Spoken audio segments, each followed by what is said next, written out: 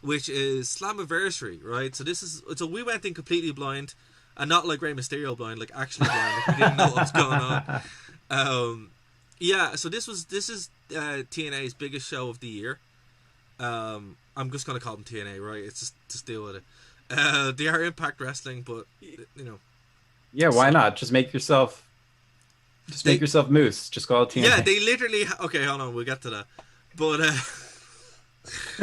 right, so yeah, like this is their second biggest show of the year. Bound for Glory obviously being their biggest show, right? Yeah. We went in completely blind because TNA kind of just been, ever since they kind of resurged to being like the third brand in wrestling, they're there, but they've been kind of quiet. Now they reached out to me directly for the press release, which is how I knew the show was going on and why I wanted to cover it when I found out what was going on. Because it actually looked pretty interesting, and not like in a whole like it's in an ironic sense. It's in like it's actually quite interesting for what they did. Now there's a lot of good and a lot of bad, and I want to cover it fair in the 20 minutes that we have left. So the good was excellent matches, some Mhm. really good surprises. I thought they used all the talent really well. Um, some very very fun little matches. Like the main event was really really good. I really enjoyed the opener with the machine guns. Absolutely marked out for them because I love the Motor City Machine Guns, like always have. I know Gary was the same. He actually was talking to him today about it, and yeah, Yeah, they're so real cool people. yeah, really cool. One of my favorite tag teams of all time. The bad, Oh, the bad. this has a lot of things that they've done before, and if they're listening, Hmm. please God, just listen. Bringing in fired WWE guys is not the way to go. And what I mean by that, I know a lot of them were ex TNA guys. That's fine, but relying on the fact that you're fired by WWE does absolutely nothing for you. It just makes you look low rent in Bush League. Do not do it. And they really did it in this show. There was a picture, and even afterwards, there was a picture of them posing. And it's like, lads, please stop. This is really going to go bad for you. And that would be my main takeaway on this. Is like, we're now repeating this cycle where XWE guys come in, they go off on why they were fired, and don't focus. All the rebuilding that they've done to get to a really strong product can be undermined by this very easily. It's a very dangerous road to go. Some other bad. Tommy Dreamer needs to stop wrestling matches on this card. It's just like poor Mm. Tommy, man. He's one of the honestly, he is one of the greatest wrestlers Yeah, ever. I love Tommy Dreamer. I do. He Right, I really think is. he's great. And I know you've met him a bunch of time, which I'm super jealous of. I never got a chance to interview him, which I wish I did. But it's just he needs to stop. Like he just anytime he shows up, the gimmick of I'm ECW, fair, but it's been run into the ground at this point, and I don't think he was the guy to come out and do this TNA thing. TNA heavyweight. It should have been like Raven. Raven would have made more sense. AJ Styles obviously would have made more sense, but he's off in WWE. Yeah, how Rhino, many times, by the way, Rhino because would we were have made talking sense. about like current WWE or recently fired, how many times did they feel the need to mention AJ Styles throughout the night? Like They mentioned him a seriously, lot. guys? They mentioned him an awful lot, which again, it's just like whoever. One of the great things about Impact Wrestling is they moved away from that, focusing on the WWE because they now are like the third brand, which is a really nice spot for them to be in. Because it sets the expectation, it delivers, and they're able to actually pump out some pretty good content without that comparison between WWE, which is just never good for them because they're not WWE, which is why you watch them, right? Um, but they need to stop doing that. Whoever's pushing that, please stop because that's only going to go one way, and it nearly killed the company 3 or 4 times. So that's my big fear now. My takeaway from this is, oh, here we go again. We're right back to. It's like it's like the definition of insanity is doing the same thing over and over again and expecting a different result. It's like they build this great product, bring in loads of WWE stars, lose sight of what they are, and then it falls to shit, and then they have to rebuild again, and it's like, why are you doing this? You know, Dixie Carter, Vince Russo, Jeff Jarrett. It's been blamed to everybody. Again, this is what I've said. You know, with Impact Wrestling TNA, you can change the name all you want, but that mentality needs to stop. And it's obviously not with anyone who's any of those people mentioned. It's just the mentality inside the company for some reason. So I don't know where it's coming from. I don't have a clue. It's the whole thing baffles me, and I just this was a Ring of Honor-esque show, I would say. Yeah, that, but I think that's a really nice feel. Like I love the way they shot it. I love the presentation of it. It wasn't too high production, but it wasn't too low. It was a really nice. It was like Ring of Honor. It was like a high production ECW show, you know, where AEW feels like WCW. That's kind of what it feels like. The matches were really good. I thought the opener was phenomenal. One of the match of the month for me actually was the Guns. Is that you with Chris Sabin? Oh no, there's some Alex Shelley for you. Alex Shelley. Also really jealous at the same time. I do have one with Chris Sabin as well, but we're on Slammiversary now. I had to switch my pick. Yeah, thanks, Dave. Yeah, I just wanted people to see what it was before I go and block it and make it completely nonsensical. Well, no, if you move over a little bit, it's like he's there with you. It's like we have him on the podcast. Wait, if I move over a little bit further, it's like I'm doing the show with myself. What's going on, guys? I'm really feeling good about our audio listeners this week. And once someone chimes in, oh my gosh, it's Alex. Nice. Yeah, he's awesome. I have to say, I love their new look. Their new look was great. It was like a combination of what they did with Red Dragon and the Guns. Yes. Super good. Super good.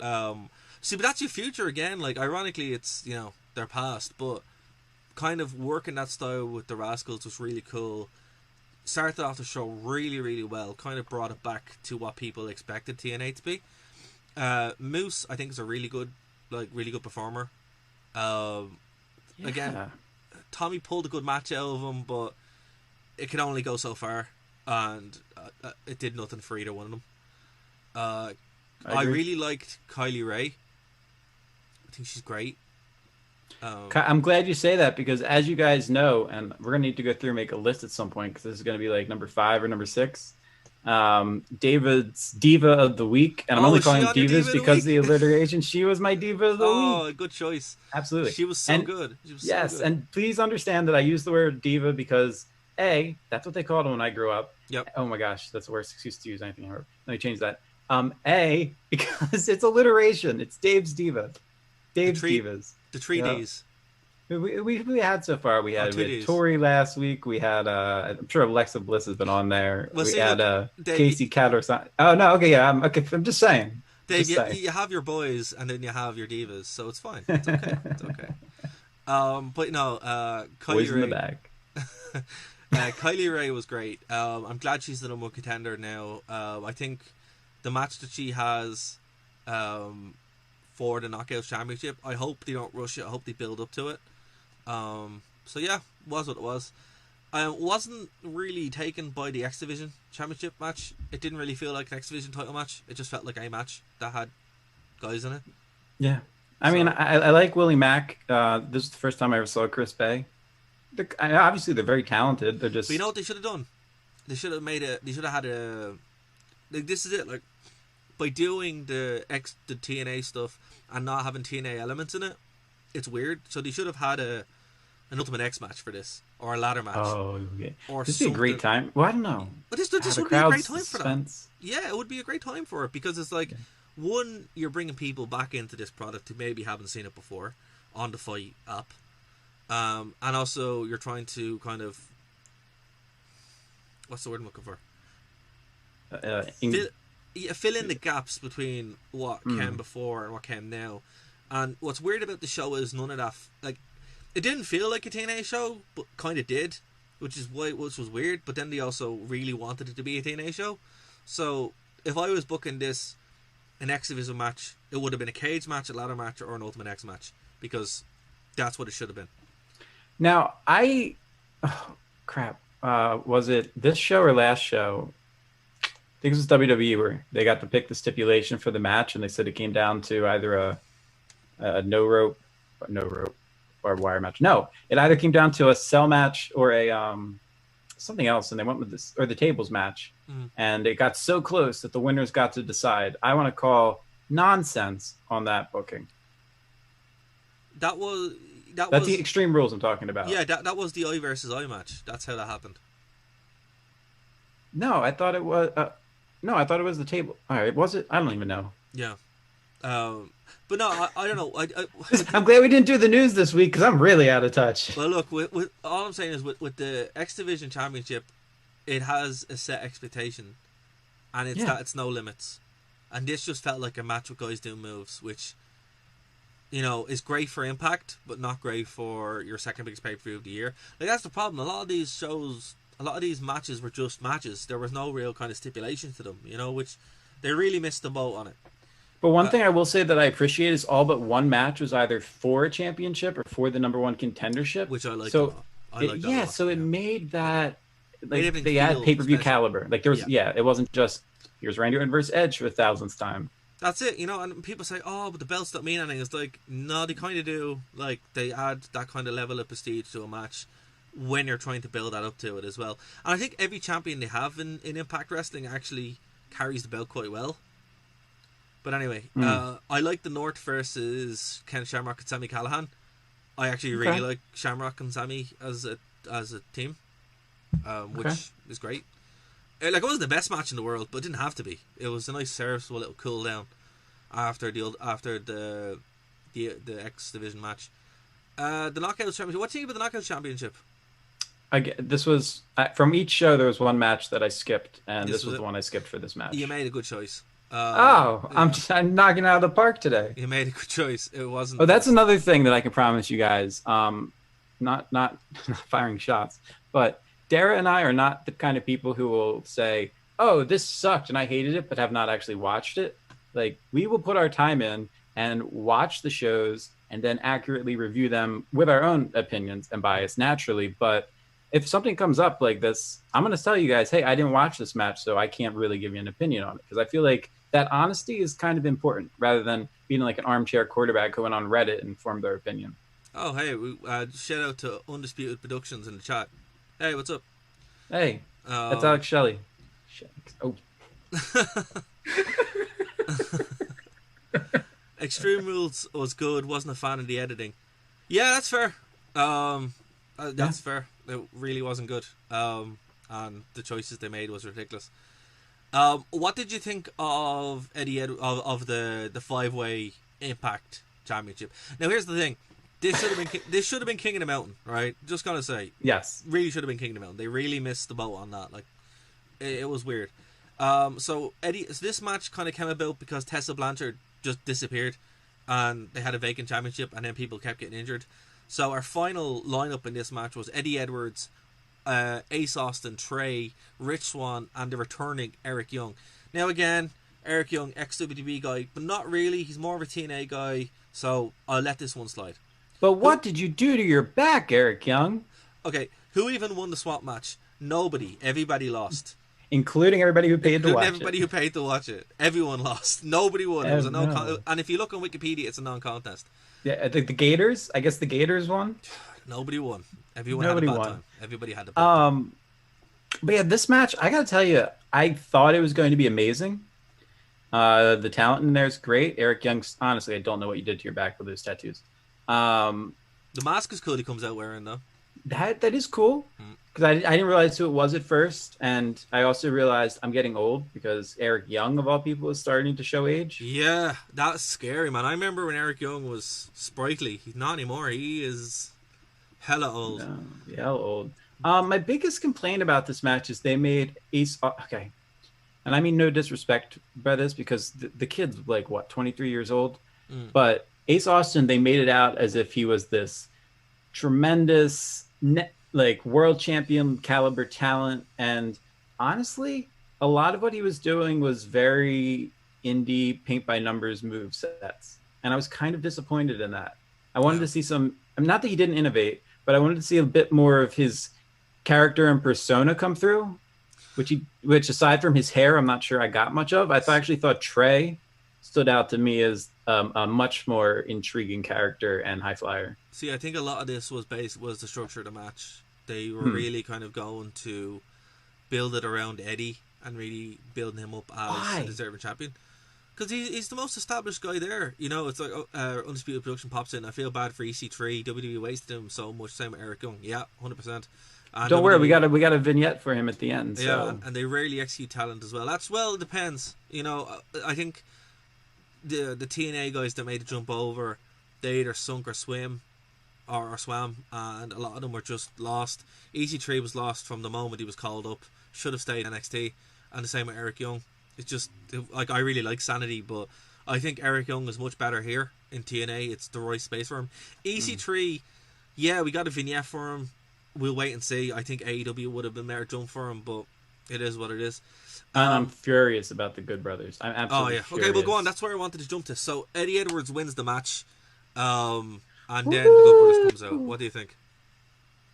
It made no sense. It made no sense at all. Why would they be friends with Eddie Edwards? I don't remember that from their history. Somebody in the comments, you can tell me about some crap that they did in Japan together that makes it awesome. Wow, I sound like an angry person today. No, I think, you know, with the Good Brothers coming out, I'm like, there was no reason for this. No. You know? Yeah, look, Undisputed Productions, Impact was good. This show actually really kind of put faith back in the show. As we said, anything we're picking at now, they're just concerns that we have. So the show itself is quite decent. The only thing I was Cole and Styles did well. Yeah, that's fair. They were big before, exactly. Remember, like those guys were they were like faces of their promotions beforehand. Styles was going to be a star no matter where he went. But with the Good Brothers, I think... And apparently still an Impact, because they'll share replays of him all night long. All night long. Which is, to be fair, that's more than we got out of Extreme Rules, so maybe that's why I like Slammiversary more. I don't know. Maybe. And look, Great to see Rich Swann back while you're trying to come up with that thought. Really great to see him and showing off his talent. I liked all the guys back. I thought for a match that they booked in a week where everybody pulled out, it was very good and very decent. It's just I didn't like the color though. I was not a fan. It was too obvious. I don't know if because of there being no crowd. Like you literally saw it. I don't know that. I don't like to see people like gig in front of the. Yeah. No, I'm okay with that. I just don't want to actually see it done. I want it to be hidden. Well, one thing on the production side of things, they had like no crowd there at all. Right. And it was shot in such a way that it was even more kind of off-putting than what WWE used to do. But with AEW, they've kind of done it better from the beginning. So maybe TNA take some pages out, or even piping crowd noise. I'd be okay with that. Keith Lee, somebody's piping in money for you. Might as well pipe in some crowd noise. Exactly. Keith, Undisputed Production pops in. I also hope WWE doesn't ruin Keith Lee. So much talent for his eyes. Oh yeah. Oh no, he'll be fine. Yeah, he'll be fine. Keith Lee will be fine. But it's still, you know, at the end of the day, I would say for anyone in that sense, unless you get released, and not like fake released, NXT is the place to stay. It is. And like, what are we talking about, honestly, with these releases? Or I guarantee you, the Good Brothers didn't sign a year-long deal with TNA. They're probably doing a per diem appearance and could still end up in AEW. That's what's going to happen. They're going to show up in AEW in a week or two, and then they got paid a bunch of money. And this is what I'm saying to you about what Impact need to be careful of. Don't just jump because they're former WWE guys and get screwed out of your money, because that's not, you know, at least lock them down for a decent contract. EC3 is going to be there. He's going to hang around for a while, probably. Obviously, Eric Young isn't gone anywhere. He's happy enough to be there. But, you know, a lot of these I like Keith Slater there, too, actually. That moment with him and Rhino is worth mentioning. But here's the thing. With Heath Slater, Drew McIntyre did the same thing. I think going somewhere there, that's not the second, but the third, it's a good place for him to kind of hone his talent, build his skill, and then go back to WWE, which is what he's going to do.